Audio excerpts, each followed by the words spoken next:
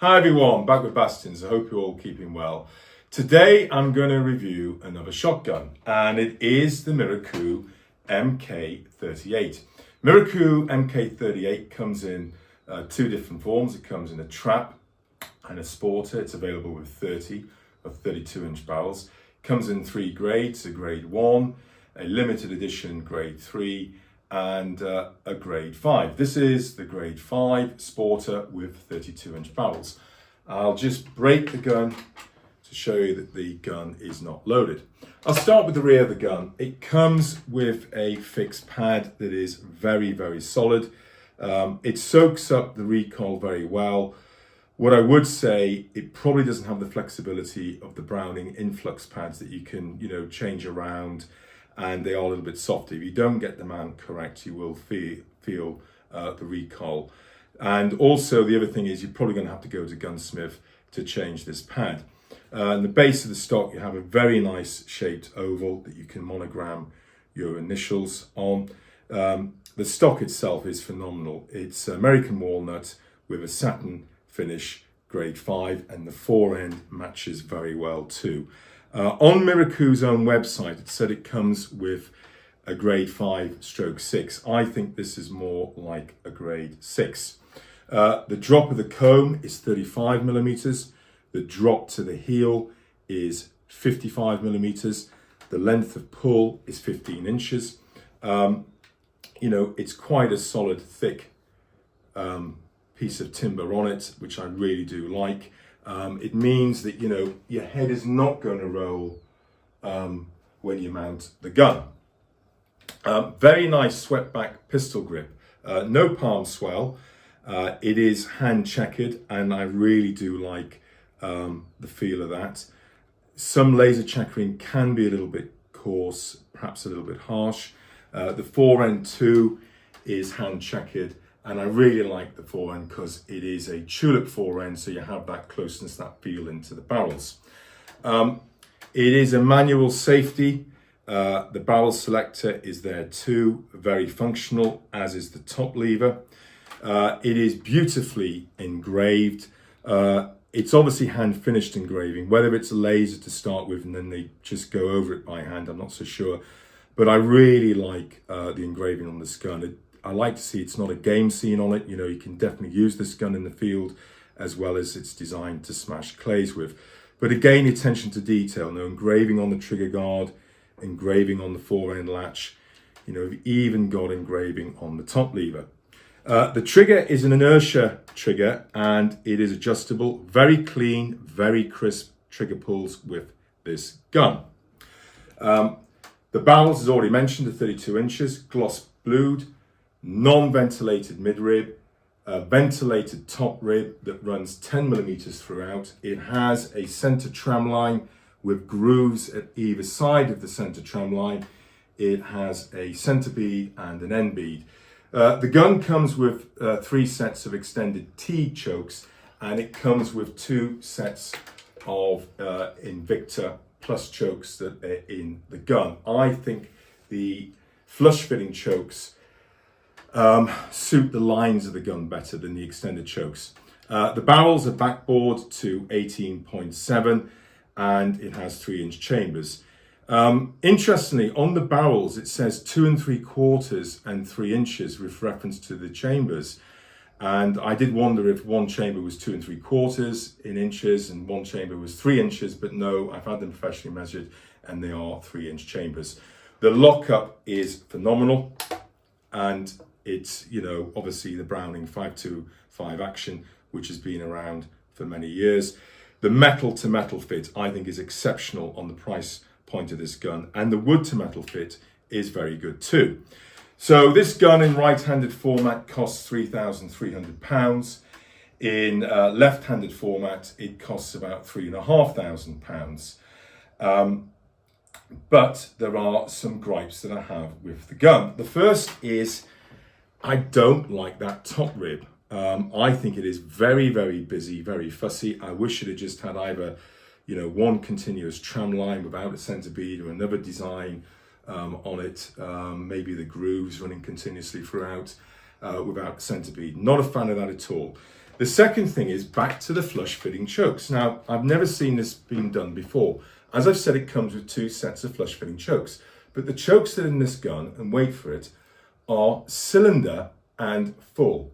That's right, cylinder and full. That is, that is incredible. I just, don't know anybody who shoots a cylinder and full. So, consequently, you'll go out and buy a 3/4 flush fitting choke, a half flush fitting choke, and a 1/4 flush fitting choke. But it gets better. It doesn't come with a travel case. No, it comes in a cardboard box.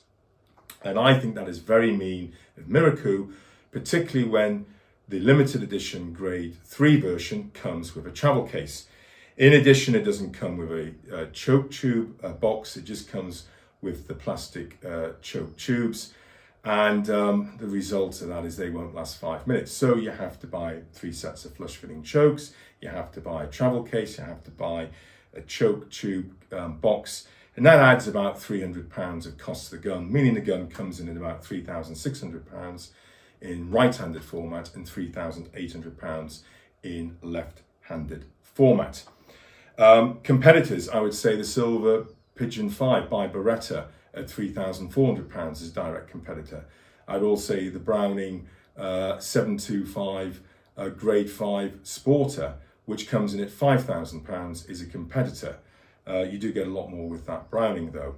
But realistically, you're probably going to shortlist, I should say, other mid-range sporters, namely the Caesar Guerini Summit, the Zolly 1, which I think is fantastic value at £2,800, the Blaser F16, and the Beretta 694, and also the Browning Ultra XS Pro. I'll focus on the Ultra XS Pro because that gun is built by Miroku in Japan. And interestingly enough, this is a 2022 model, and it has a serial number starting with JP and ending 131, ending, I beg your pardon, YY131. And the Browning Ultra XS Pro starts with serial number JP and ends in YY131. They are in essence very similar guns. Now, the Browning Ultra XS Pro costs £3,600, there or thereabouts, in right or left-handed formats. And you get a lot more with that gun. You get an adjustable comb. You get a very nice leather-trimmed travel case that is beautifully lined. You get spare pads, you get spare spacers, you get weights for the stock, you get weights for the barrels, you get spare triggers, you even get a trigger lock with the gun. You get 8 sets of extended titanium chokes, you even get slips with the gun. However, it is a grade 4 in wood, and it doesn't have the beautiful adornment on the action here.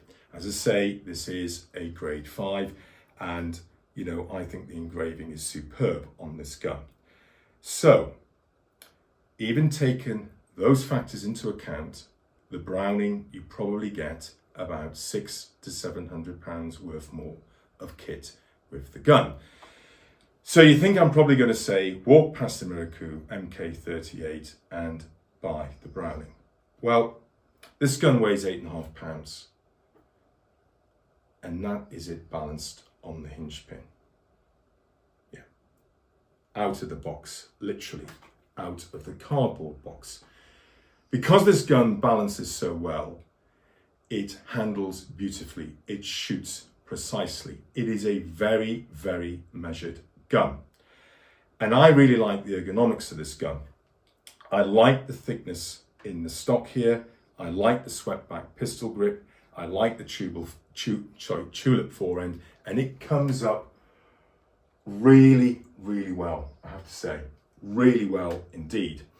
Now the Browning, which I used to own, I, didn't like the ergonomics. For starters, the drop in the comb was 38mm, and you're going to say yes, but it's an adjustable comb. But why have such a low drop to begin with? Also, the pistol grip, which I did quite like, which was very similar to this, was swept back. That fitted okay with no palm swell. but the stock felt a lot thinner than this. As I say, you're not going to get any head roll with that stock.